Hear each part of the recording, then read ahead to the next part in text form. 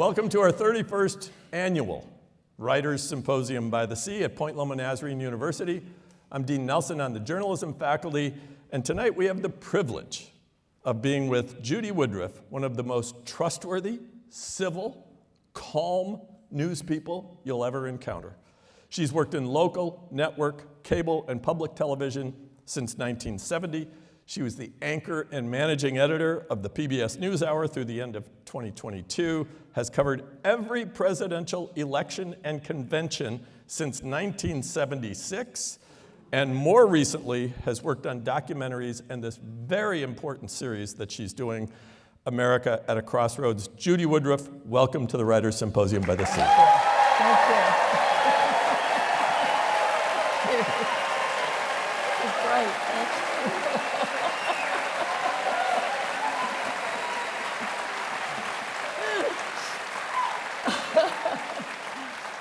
It's like a football game. Yeah.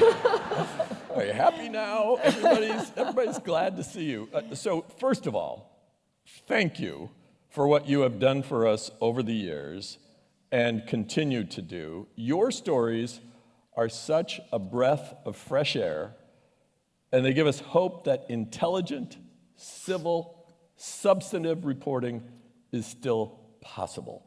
Thank you. We're really grateful. Thank you. Very generous of you. Thank you. So your America at a Crossroads series is so interesting. You go to different parts of the country and you listen to people. You go to all these different locations and you listen to people. What are some of the main themes you've been picking up at these last couple of years? So, Dean, the first thing I'm going to do is what politicians do, and that is I have to turn the tables and tell you how grateful I am to have been invited to be part of the symposium by the Sea, the Writers' Symposium, and to be here at Point Loma Nazarene University. What a privilege, what an amazing institution this is, and to be back in San Diego, this for me is a gift, so thank you. Thank you very much. Sure, thank you. Thank you. But this isn't about me, is it? I'm used to asking questions. Yeah, not tonight, dear. So if I need to repeat myself, thank you, by the way. You've been all over the country. Yeah. Are there some dots you can connect for us? Well, I mean, I started out by saying what a gift it is to be here. It has been an incredible gift for me to be able, starting at the end of 2022 when I stepped away from anchoring, to be able to travel this country and to sit down with Americans across kitchen tables, across at a coffee shop, a couple of times at a bar, to have a conversation with them about what's on their mind and essentially to try to understand why we seem to be so divided at this point in our country's history.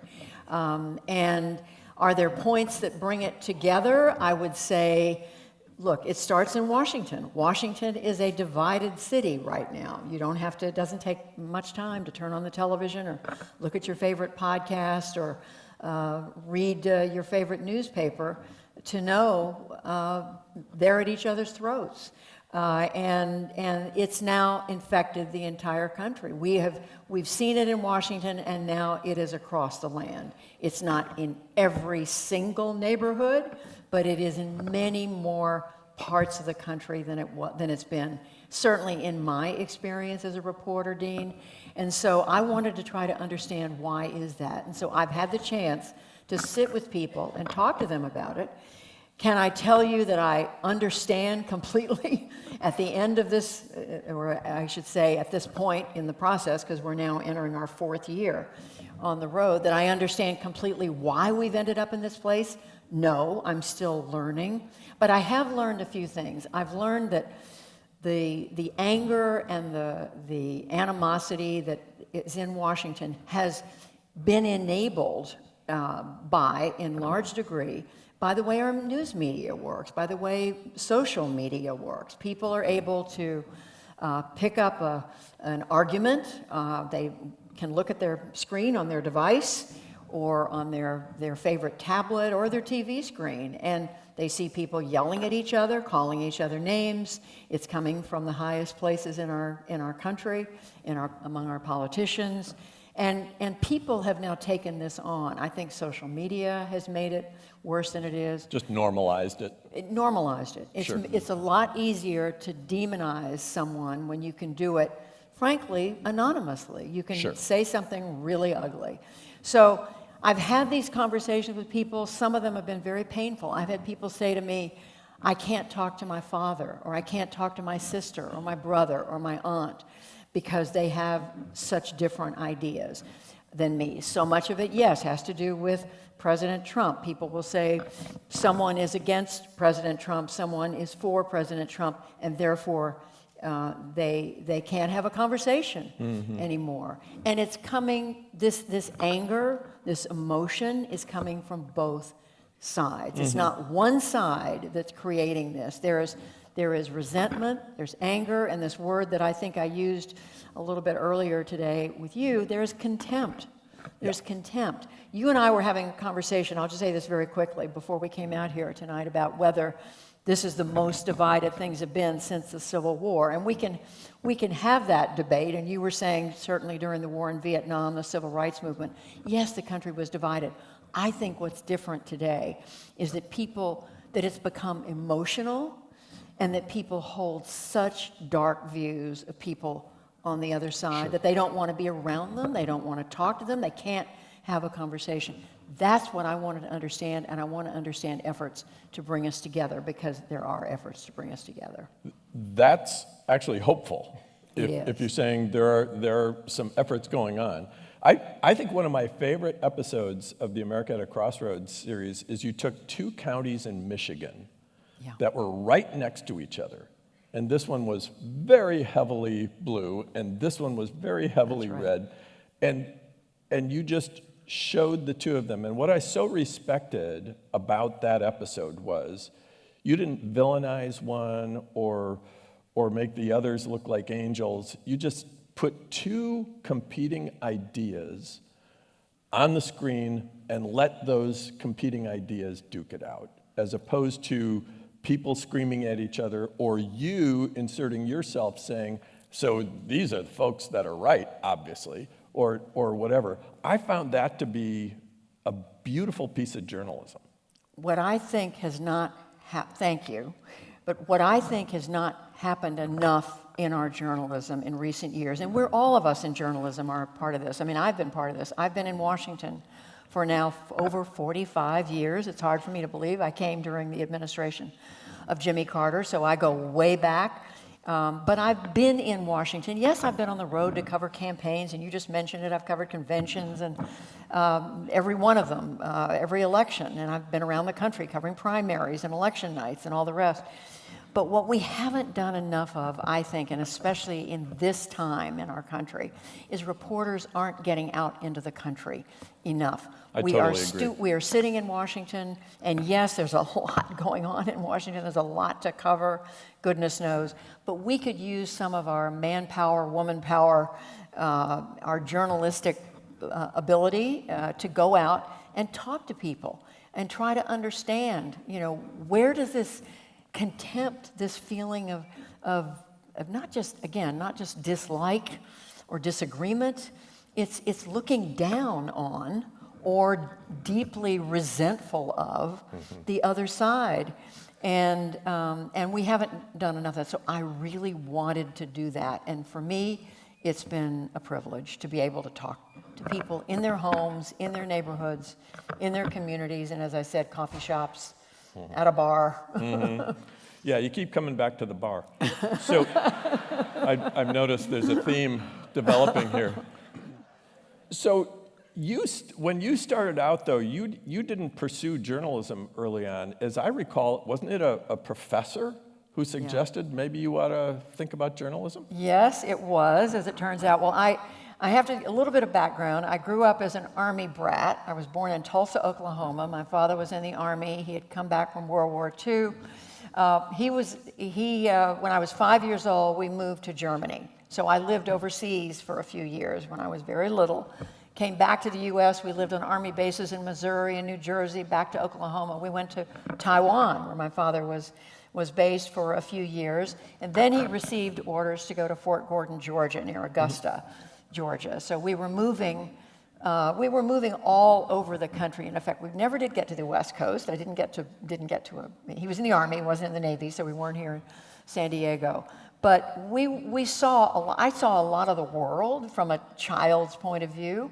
And I think in retrospect, that probably had an effect when that professor made that comment. Because what happened was, as I went through high school, I didn't know what I wanted to do. I knew I wanted a career. My mother had been a stay-at-home mom. My mother was not able to finish 10th grade. She was not able to get the education she wanted. She was determined, though, that I was going to get an education. And she basically said, you do what you want to do, but I want you to get your education. So when I headed off to college, I loved math and science. And I thought I was going to, somebody said you should be an insurance actuary. Maybe there's some insurance actuaries here. And then I looked into it. That would have been a lot more exciting, don't you think?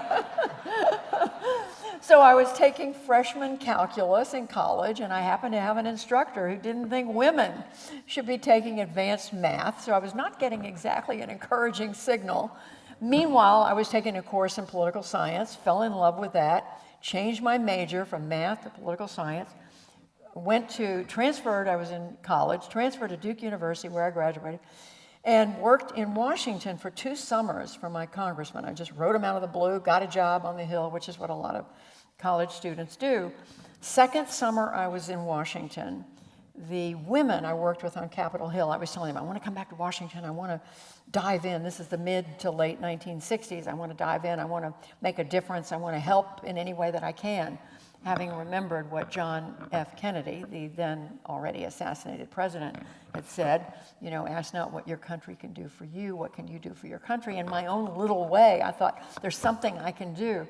But the women I met on Capitol Hill said, you don't really want to come back to D.C. because you're going to be the coffee girl. It was the 60s. Women were not given jobs of any consequence.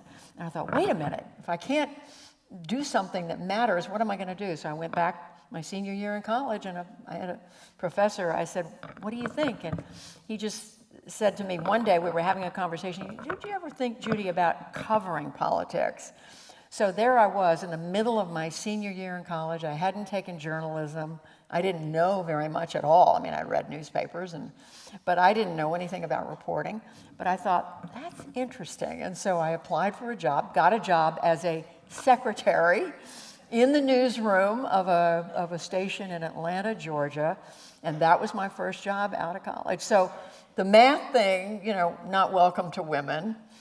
Government and politics, not welcome to women. And then the media, I was the coffee girl. I was the newsroom secretary. In fact, didn't one station manager, when you applied, he told you no for why?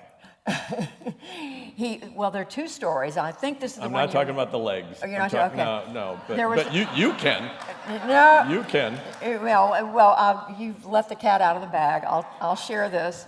The interview where I was hired as the newsroom secretary, the gentleman, I'll never forget this moment. I said, Mr. Conover, thank you. I'm so grateful to have this opportunity. And I stood up to leave. And he said, well, how could I not hire somebody with legs like yours? Yeah. And again, I wasn't going to go there. Blinding light. Exactly. that it was not a great time for women, let's face it. So, but I went to work there as a newsroom secretary, and when I would pester the next news director, that guy didn't last. The next news director, I would say, I want to go out with the camera crews, I want to learn, I'm willing to work nights, weekends. He said, Judy, I don't know why you're interested. We already have a woman reporter. Exactly. So that was 1969, at the end of the 60s, and the women's movement was just coming into its own. But look, I hung in there, and I fell in love with journalism, and I'm the luckiest person you can imagine. Well, and you've got to be gratified that there are now so many women in journalism, both on television and in other areas as well. But the early thing was nobody thought that women voices would be taken seriously and all that. But haven't you started some organization of International Women in Media? Well, you're just feeding me questions. That's a good one. It's what I do. As it turned out, when I came to Washington, fast forward, local news, NBC hired me to cover the Southeast, general assignment reporter. Jimmy Carter runs for president. I had covered him as governor of Georgia, and I persuaded NBC. They sent me to Washington. After I'd been in Washington for about 10, 12 years, I got to know a lot of women in Washington we all, became good friends. And we decided we needed to create a permanent organization to support women journalists internationally. And the reason we did was because this was the late 80s, early 90s, when democracy was breaking out around the world. The Berlin Wall had fallen, the Soviet Union was collapsing, Eastern Europe was changing, South Africa was moving away from apartheid, places like the Philippines, and there were other countries.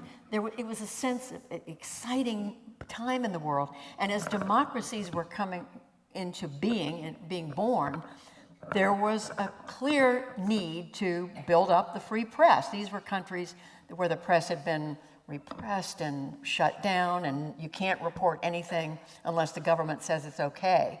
And so we, women in Washington journalists, got in touch with and were contacted by women journalists all around the world, saying to us, "Well, you all have been doing this. Tell us what we do." And this was, again, it was Eastern Europe.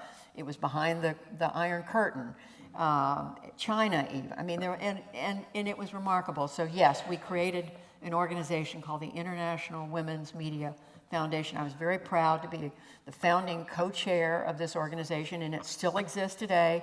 And we are out there beating the drum every day for freedom of the press and for fair treatment of women, women in journalism. Thank you. Yes. Yeah.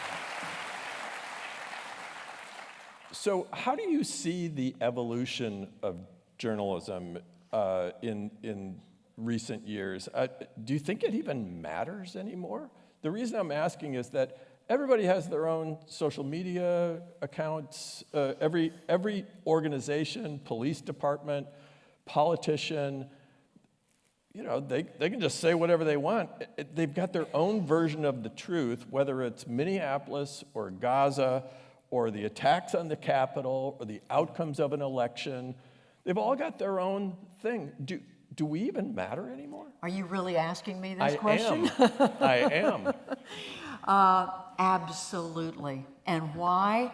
Because we need some place and people to collect information and to vet that information, to make sure that it's accurate, to make sure that we're not just spewing in something out there into the ether that isn't true, that's a conspiracy theory.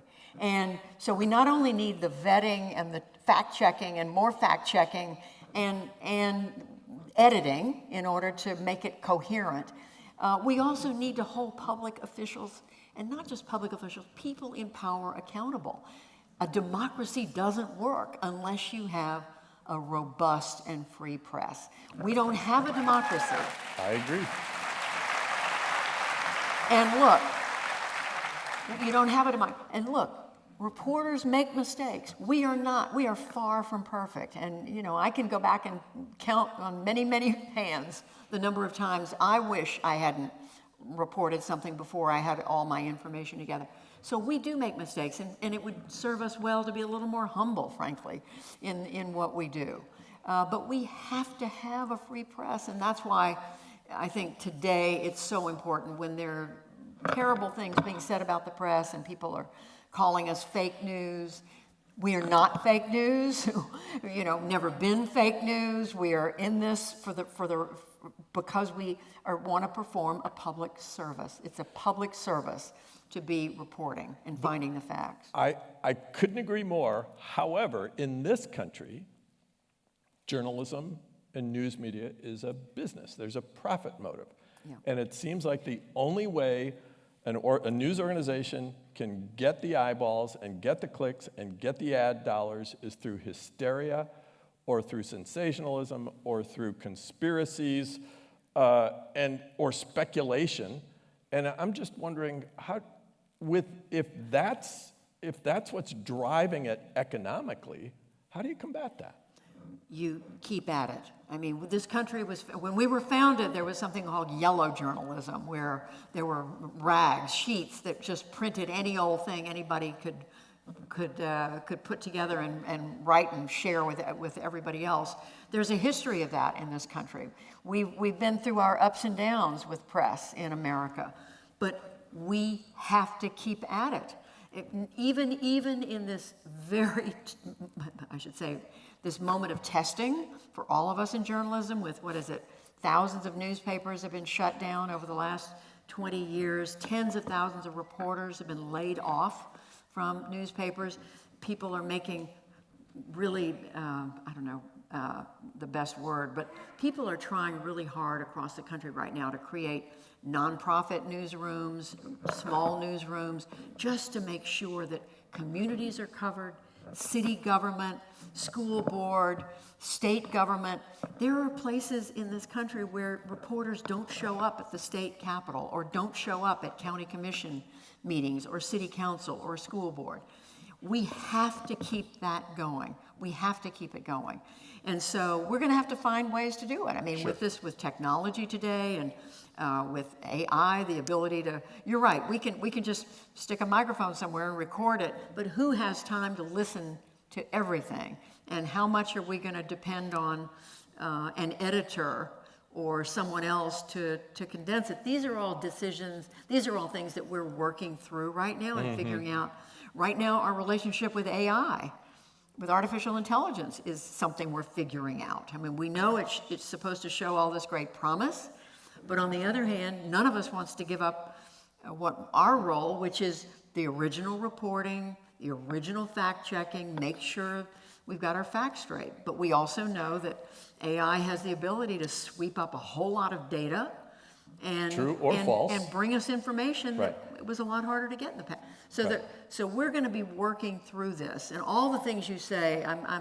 I'm finally getting to your point, Dean, about there is a commercial imperative. I mean, news organizations, in order to stay in business, have to keep people reading, watching, eyeballs, and subscriptions. And so we are now, it's like we're finding our way in the dark. You know, how do we do this? Is it going to be mostly nonprofit? Is it going to be smaller news organizations? Are we just going to have the New York Times and the Wall Street Journal and that's it? What's going to happen? I know San Diego's lucky to have a very fine newspaper.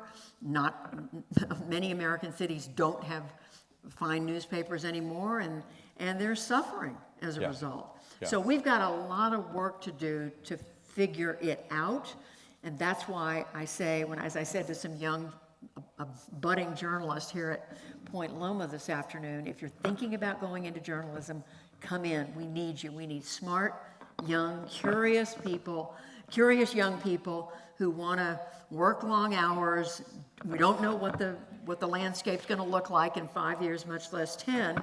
We don't know what kind of platform you're going to be reporting for, but we are always going to need reporters. Yeah. Because otherwise, how do we keep our democracy strong? I'm with you. So on the point of people, of having more attention and therefore dollars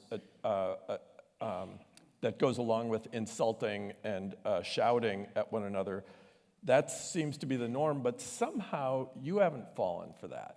You haven't gotten pulled into that. In fact, Jeffrey Goldberg called you the last grown-up in Washington journalism, which is awesome. Wow. So here's my, and honestly, I could find no scandal about you. You haven't talked to my children. I have not talked to your children. I talked to your husband a long time ago. He didn't dish. And so A, how have you stayed above all that? And B, how have you stayed grounded in civility? How have you done that? Because that's not the swamp you're in. Well, first of all, I don't think of myself as above anything. I think All right, okay. I'm You haven't fallen for it, though. Grounded. I want to be as grounded as I can. I Mm-hmm. think it's important for all of us who are in journalism, and I suggested this a moment ago, to be humble, in our work, not to go into the stories that we cover or that we, whatever we're writing about, believing that we have all the answers, that we've found ground truth and that that's it. Because frankly, there's so many things that we're reporting on today that are still unfolding, whether it's trade, the economy, immigration, foreign policy, Iraq, Iran. I mean, you name it. These things are evolving, and no one has the final answer. Now, does that mean there aren't facts? Yes, there are facts, and we need to report those facts, and then let you, the public, make up your mind about what you think about all that. You should, I tell people, look, read, listen to a variety of news sources. See what, read the Wall Street Journal in the morning, and read your San Diego sources in the morning, and make up your mind after you've seen that. But to your point, Dean, I think we have to remain humble in our work. If we go into these stories acting as if, and talking to people as if we've already got it all figured out, and we know which side is right, or we know where the ultimate answer is, we're never going to learn anything. True. We have to listen. However, you did say in your book, yeah, here it comes. Your book, This Is Judy Woodruff at the White House. You said we should 40 years ago. 40 years. You still said it. We should prod, push, insist, demand, and even behave obnoxiously at times to get information and serve the public's right to know. And I still believe that. I do too. I just haven't seen you do it. I haven't seen you be obnoxious, is my point. Well, you haven't seen me in every Okay, fair enough. But no, we have to press and push. And I mean, I look at my colleagues. I covered the White House back in the day, Carter, Reagan. I look at my colleagues today who cover the White House in this era, and they have to push and prod and ask. And even when public officials are calling you names or challenging you, you just keep a straight face and you keep asking the questions. That's what our job is. Yeah. I mean, we have to push.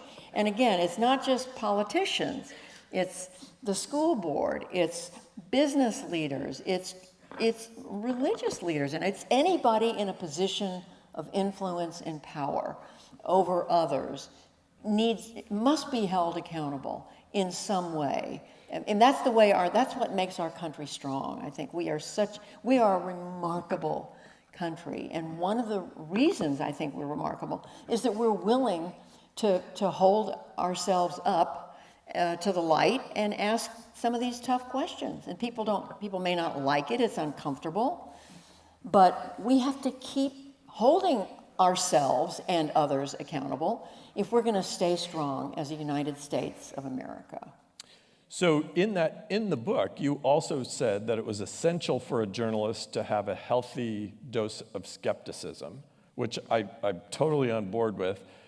But how do you practice skepticism without it leaking into cynicism? That it seems like one could easily lead to the other. How do you stay on this side of it?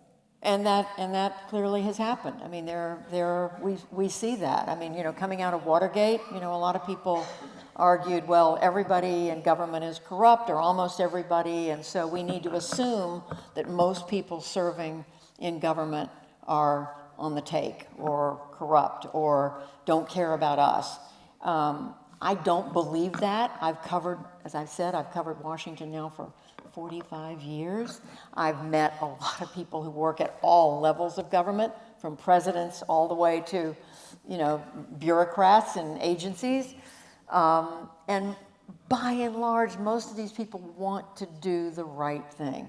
Now, does something get in the way often? I think our political parties, and we could talk about that if you want to, have contributed to I think, not just contributed to, but have a lot to do with our polarization right now.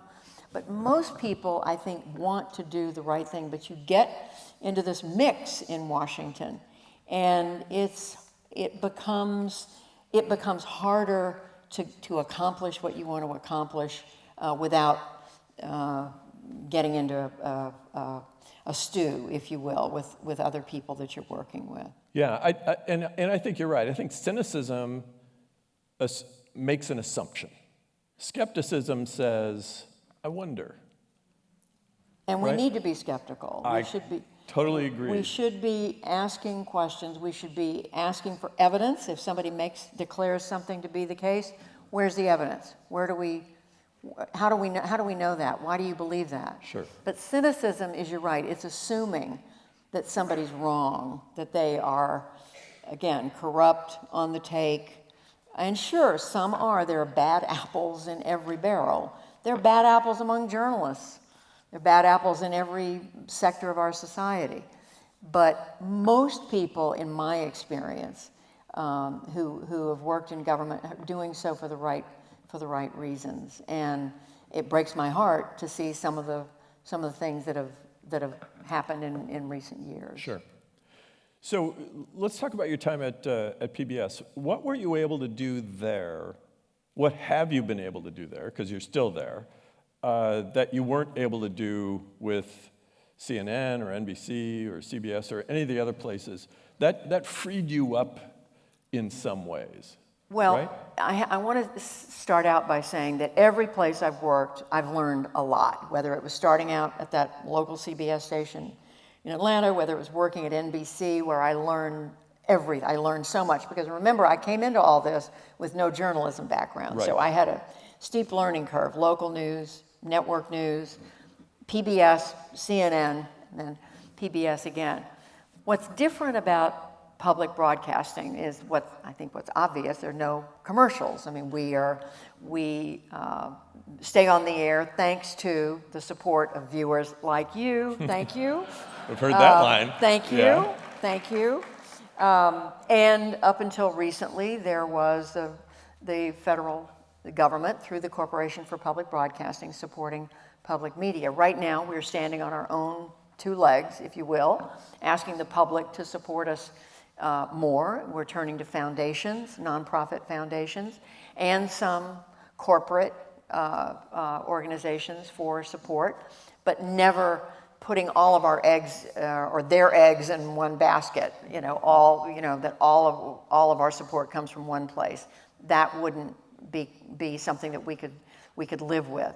But as long as it's diverse, as long as it's, I don't know how many of you have seen how many names there are now at the beginning and the end of the NewsHour of people who have stepped up. We've always had a great support from our viewers, but today, the list of people who are contributing to what we call Friends of the NewsHour, and not to mention the people who support amazing KPBS here in San Diego, which is simply a remarkable station, flagship station for public broadcasting. And I've been across the country and have been to many stations.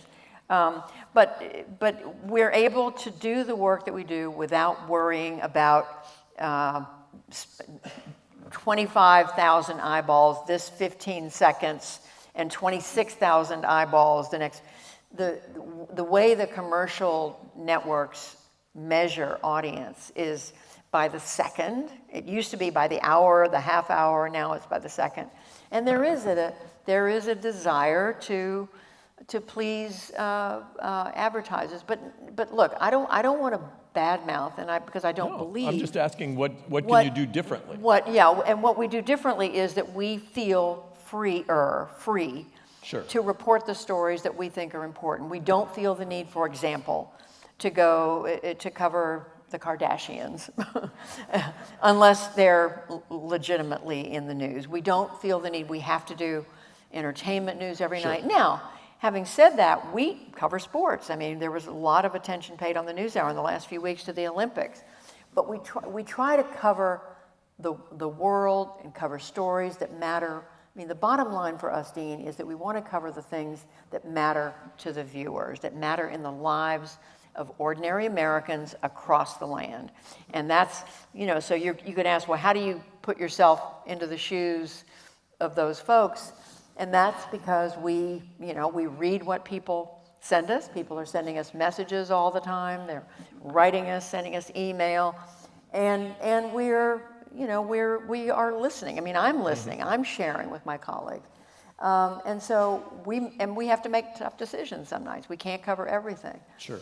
But the bottom line is that we do want to cover things that matter to our audience. We don't feel we have to cover the hottest, most sensationalist stories around. Okay. We want the program to be interesting. We want people to watch. We're not interested in having... Robin McNeil used to say, we dare to be boring. And a lot of people were nodding, yeah, 15, 20-minute interviews on trade policy. I think that's interesting, actually. But no, I mean, in all seriousness, we want people to follow what we're doing. And the other thing I'll say, and you just heard me mention this, is the attention span of the American audience, of all audiences, I guess, have shortened with social media and with the way technology has changed. So we can't do what we used to do, which when I started out at the NewsHour in 1983, I was doing 15 and 20-minute long segments. We don't do that anymore. No. Are there some stories that you look back on that you would say, I wish I would have done that differently? Oh, all the time. I mean, I'm constantly second-guessing myself and saying I should have asked this question or that question. I mean, I think in general we in the media, and I include myself, could have been doing a better job of understanding the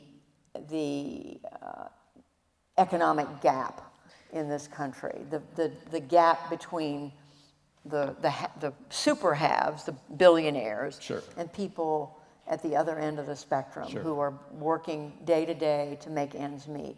I think we've not done a good enough job. We've done reporting on it, but I think we've done more. The other story I will tell you that we all miss was what happened in 2016 when Donald Trump was elected president. The media in general, all of us, I think assumed, yes, he's a factor, but Hillary Clinton's going to win. I think it was only in the final week or so that we realized it might not be. So that was another case of not getting out in the country and talking to people. What was the story you were working on where you fell asleep during the interview? I'm not telling you. Come on. Come on. I did fall asleep once when I was young, but there's no way I'm going to tell you because, come on. Are you feeling wide awake now? You look You're fine. the one asking questions, so you're the one who's going to fall asleep. Sort of up to me. So we're not going to talk. You're not going to hear that answer, no. Oh, boy, this is. Don't let him get away with this kind of question. That's right. Now I am going to look for that. I'm going to find it. So, how has the experience with your son Jeffrey affected what kind of journalist you are? Or has it? Yeah, that's a really powerful question for me. My husband and I, Al Hunt, he's a journalist too. 39 years with the Wall Street Journal, 10 years with Bloomberg News, and now he's still very active with a weekly podcast and writing columns for Substack. Our first son was born in 1981 with a mild form of spina bifida, and so we didn't even know what it was at the time. And fortunately, Jeffrey did very, very well for a long time and made accommodations. He had some issues that go with spina bifida and hydrocephalus, but he managed very well, grade level in school. Then when he was a teenager, he was 16, he had to have a surgical procedure done, and there was an accident during the surgery that left Jeffrey significantly disabled. And so we went from having a son who was skiing and swimming and riding a bicycle and keeping up and doing well in school to one who has been in a wheelchair and without much of the use of the right side of his body, speech impairment, visual impairment, short-term memory loss. Cognitively, he's very, very strong. He knows everything that's going on around him. He follows the news even more closely than I do. He used to call me on the news set right as I was getting ready to go on the air to say, "Mom, did you know that that Putin said this or that Erdogan said that?" He was following the news. But having a child with a significant disability has been, of course it's affected me, and it's, for one thing, Dean, I thought I was someone who had empathy and understanding for people with disabilities, but until there's someone in your family in that situation, I don't think, at least for me, it's not possible. I know there are people who work with individuals with disabilities all the time, and I've been privileged to be around some amazing doctors, nurses, care providers, physical therapists, occupational therapists, recreational therapists, every kind of caregiver you can imagine. And to this day, our son depends on caregiving. I am humbled by what I see. I am still heartbroken over what I see as how our country, for all that we've done, and we've done a lot for people with disabilities. We passed the Americans with Disabilities Act, signed by President Bush in 1990. We've made accommodations. We still are not there. And I see, frankly, day after day, examples of how we haven't opened that door. We haven't made the health care available, especially for those individuals, those people, those families who don't have the resources. I mean, our family was very fortunate to have resources to make sure that our son was taken care of. But many families don't have that. And so we need a lot more work done in making sure that these families, especially with adults now, our son is now 44 years old. And so for those families whose children were attended to in school and daycare when they were growing up, and then they suddenly are out of school, they're 18, 19, 20 years old, and there's no place for them to go, there's no place for them to get care.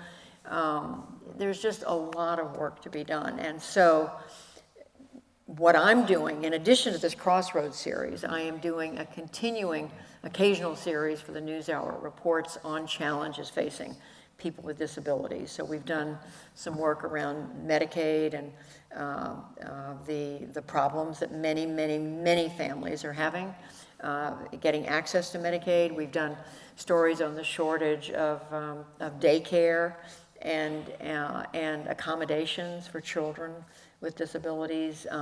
We've looked at the shortage of healthcare workers, or I should say care providers, and the low pay that these individuals earn. I have to share with you one story that will always be with me. We were in Louisiana spending time with a woman who, during the day, from 6 a.m. in the morning until I think almost 6 o'clock at night, she worked with a family in their home, taking care of their 20-something-year-old son with profound disabilities. He couldn't move anywhere without help. And then at night, she would go to another family. She was working. She had a job. 24 hours a day, practically, taking care of another family's child, and she was making minimum wage in the state of Louisiana. So our country has a long way to go. We've come a long way, but we still need to pay attention to this issue. The reason I asked is I just wondered if it opened your eyes to a dimension of the population, perhaps as you're just describing, that maybe you wouldn't have been as attentive to. And so it has to have affected. Absolutely, because I think, I was saying a moment ago, I thought I was someone with empathy, I was a good listener. But until you live with someone, I would see Jeff in a wheelchair, and I would see people say hello to him, but then not continue the conversation, the assumption being that he couldn't carry on a conversation because he has a speech impairment. He still is able to express himself. We can all understand him, but you have to listen a little bit harder. But people, if you see someone in a wheelchair, you don't even look at them. I see people who would just look past him, and it was breaking my heart. And of course, having in his situation with complex disability as a result of this injury that he experienced, I watched him lose his friends. I mean, his friends moved on with their lives. Jeffrey lost a year of high school, went back to school. It took him extra time, took him 8.5 years to graduate from college. Thankfully, he did. He still can't hold a regular job because of all the issues that he has. But it's hard, and I to this day, whenever I'm asked to go be with a group of individuals, whether they're representing people with disabilities or have disabilities themselves, I talk to them about, what are you hearing? Are people listening to you? Are you able to get your ideas across to people? And often they will say, nobody's listening to me. Invisible. Nobody's talking to me. Yeah. I'm invisible. And so anything I can do, I figure, in any small way that I can, to shine a light on the lives of these individuals. Every one of them deserves to have the opportunity that all the rest of us have. Obviously, they have limitations, for sure, but they all want to live as much and as full of life as they possibly can.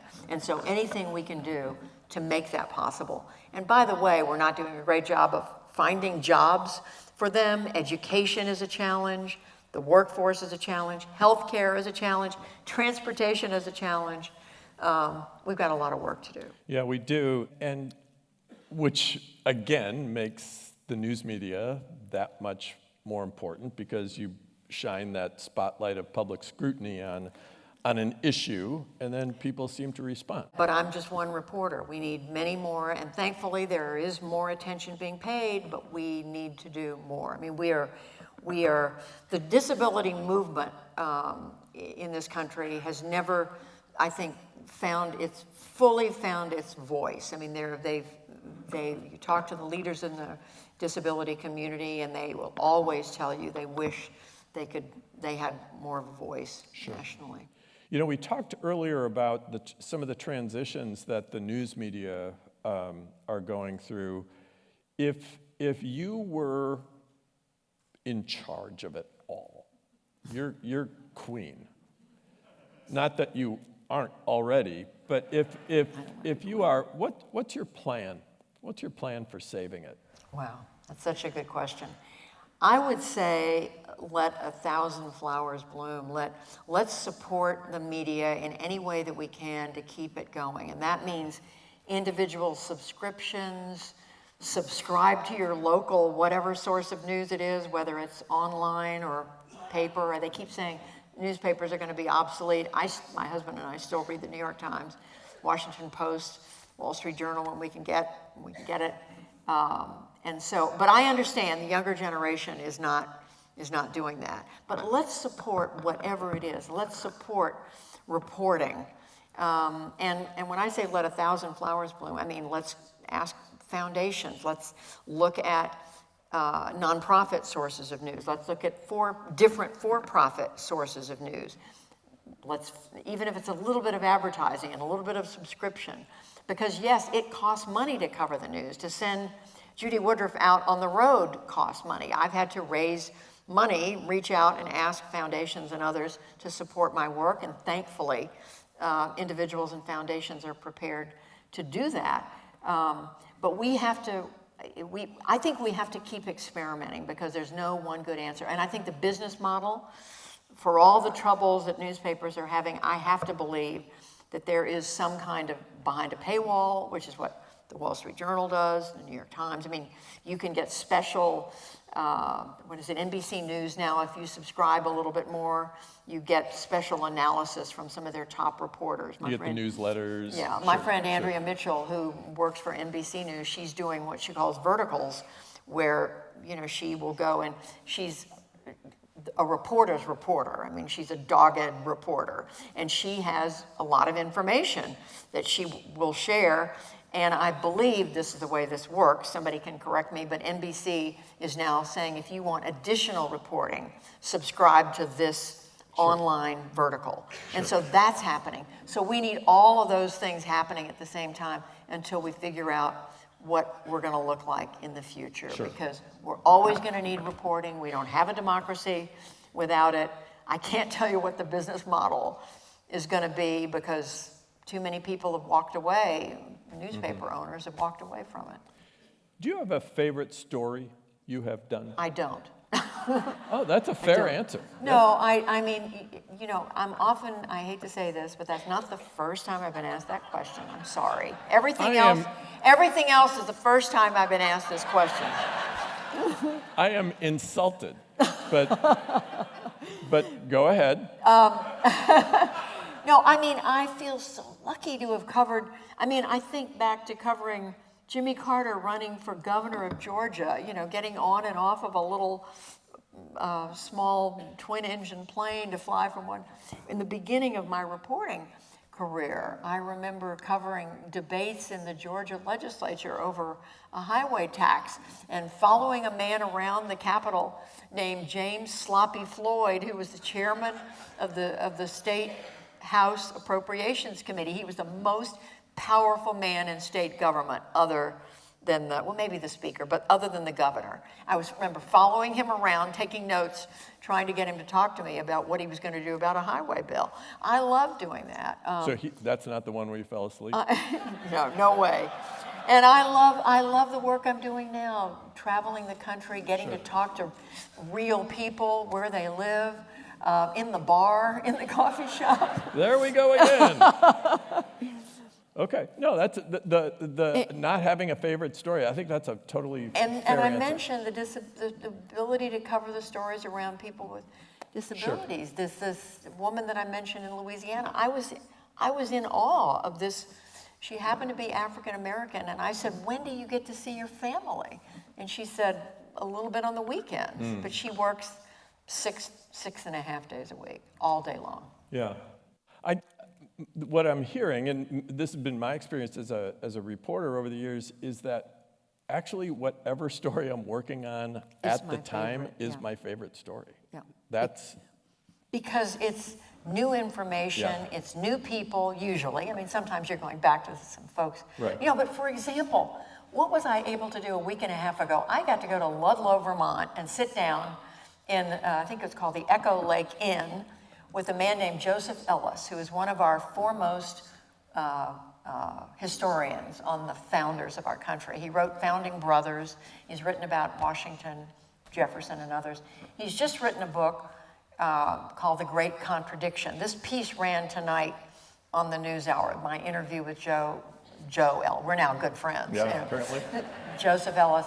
And that book is about, for all the work that he's done throughout his career as a historian, as a writer, and he's a great writer, about the triumph of the founders and all the things they got right. This book is The Great Contradiction, what the founders didn't do, and that was the Indian removal, you know, not dealing with Native Americans, and then of course the failure to address slavery.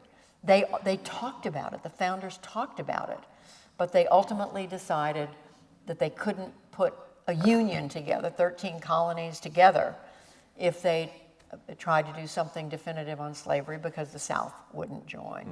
But these were difficult decisions. That's an understatement. And the fact, and his point is the fact that they didn't deal with it then led to 250 years of what we have now. It had led to a civil war. 650,000 Americans died in our war over slavery, ending slavery. Americans killing Americans. Americans killing Americans. Till today, we are still having these great debates about how to be a biracial, in fact, a multiracial society. What a privilege to get to sit and talk with someone like that. You know, speaking of privilege, I watched the conversation you had at the Library of Congress with Bill Moyers. He hijacked that a little bit, the way he did when he was here. But I just want to tell you, I think you and he have some really similar traits of that strength, but civility and persistence and professionalism. And I actually saw so many similarities between the two of you. I think you've kind of taken on his mantle And I'm really, Well- really excited Well, to tell you that. that would be about the highest compliment I can think of, because to me, he is right in that pantheon Yeah. of journalists. It's Moyers, and I would add, of course, my colleagues, Jim Lehrer and Robin McNeil, Sure. who started the McNeil-Lehrer Report in 1975 and then went on to create the NewsHour. I think the three of them have been, and Jim and Robin, because they were my colleagues and I knew them better. I knew Bill less, but Bill was always up there in an iconic way. So that's just about the highest compliment you can pay. I think it's going too far, but I thank you. No, I know what I'm doing. So just a couple of easy questions as we wrap this up, all right? As a nation, based on what you have seen, where does our country go from here? We've got nowhere to go but up. That's good. That's good. We're going up. We're going on and we're going up, because that's the American way. Yeah, all right. That's fair enough. Yeah. Because everybody likes to talk about how did we get here. I personally don't care how we got here. Yes, you do. You do care how we got here. Well, okay, but what I'm more interested in is how do we go forward? Give me a how. Don't give me some cheerleading here. We're going up. Just what? All right. How do we do it? Two things I would say is that in the past, we like to talk about our leaders. History focuses so much on who have our great leaders been, from the founders, Washington, Jefferson, Hamilton, Adams, Lincoln, Teddy Roosevelt, Franklin, we've looked at leaders. Today, more than ever, we need to look to the American people. The American people, look at the resilience of this country. Look at as you said, we came through this terrible civil war. God forbid we ever go through anything like that. But we've been through some really tough times. When I was a senior in high school, John F. Kennedy was assassinated. When I was a senior in college, his brother, Robert F. Kennedy, and Martin Luther King were assassinated. We had the terrible protests over the war in Vietnam, which was all happening as I was in school.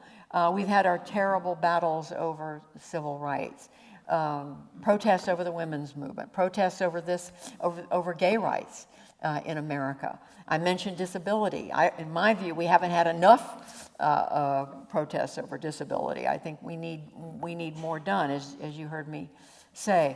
But it's the American people, and I look no further, frankly, than the city of Minneapolis, where you're from. I mean, I've been really proud of my hometown. That's yes, it's his hometown. Somebody asked me the other day, where I'm part of a group, and they were saying we need to give an award for promoting democracy, and to whom should we give it? And one of my suggestions is the people, the citizens of Minneapolis, because they stood up. Mm-hmm. They stood up and in a peaceful way, for the most part, mm-hmm.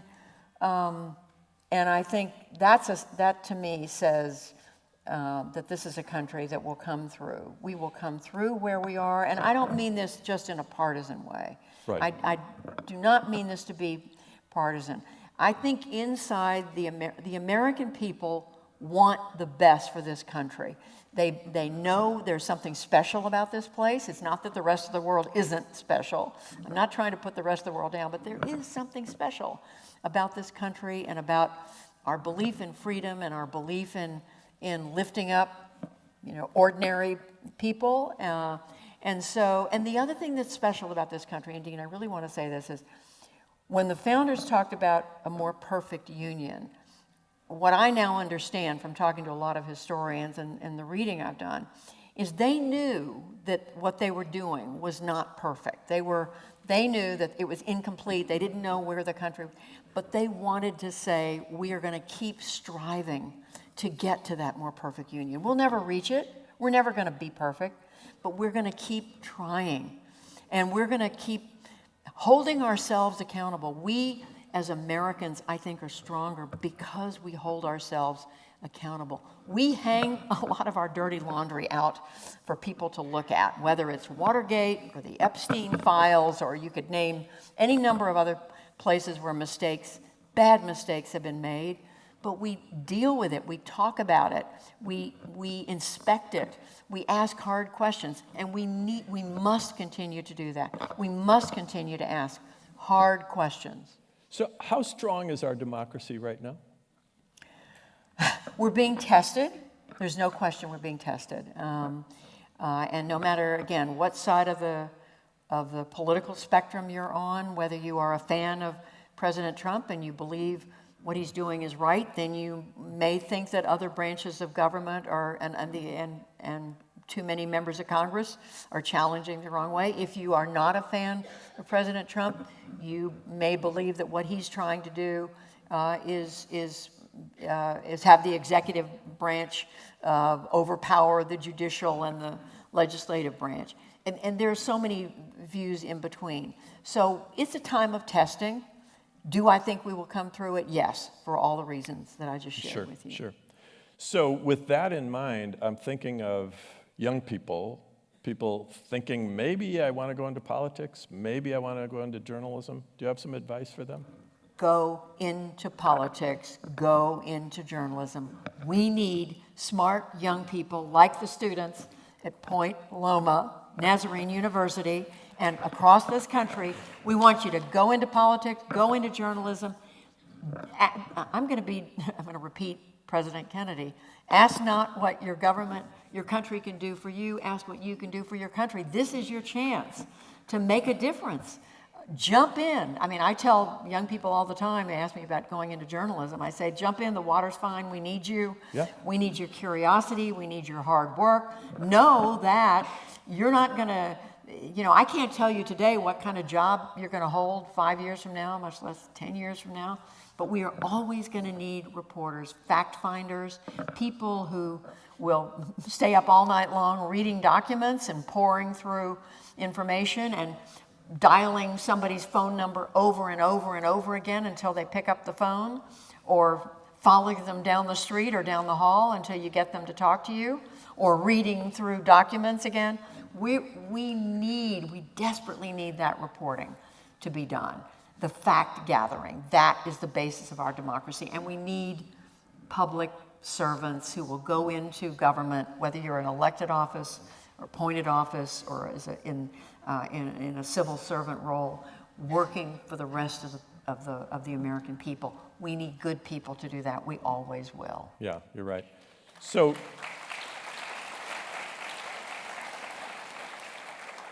I want to end this way.